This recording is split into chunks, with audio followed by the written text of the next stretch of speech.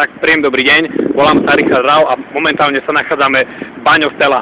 Chcem vám tu robiť takú malú nahrávku, ako to tu približne vyzerá. Je koniec sezóny, september, pomaly končíme. Ako máte možnosť vidieť, ostali nám už iba 3 rady slnečníkov.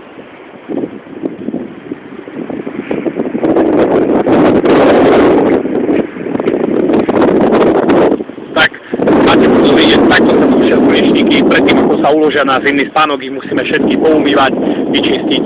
Robím to bohužiaľ ja s babkou klasickou, ako sa umývajú autá.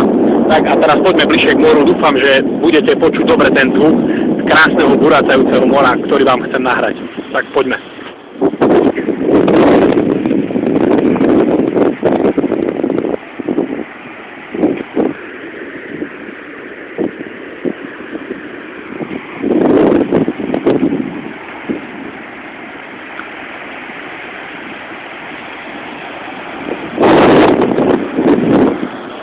Neviem, či to budete vypočuť, ale ja to počujem, je to úplne nádherné, je to úžasný zvuk. Asi si ho nahrám a budem si ho púšťať, keď budem troška nervózny v práci.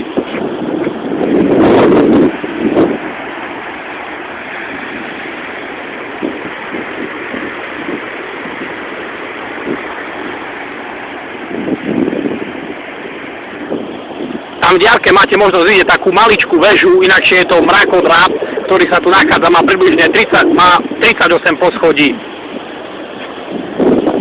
A volá sa Grattacielo.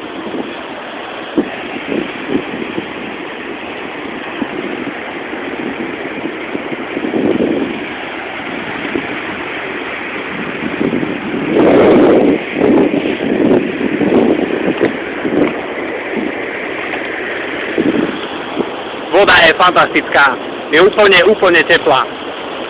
Je tu naozaj nádherne, tak to by zatiaľ stačilo a dúfam, že sa vám pri ďalšom natáčaní z Baňostela ešte ozvem. Čau.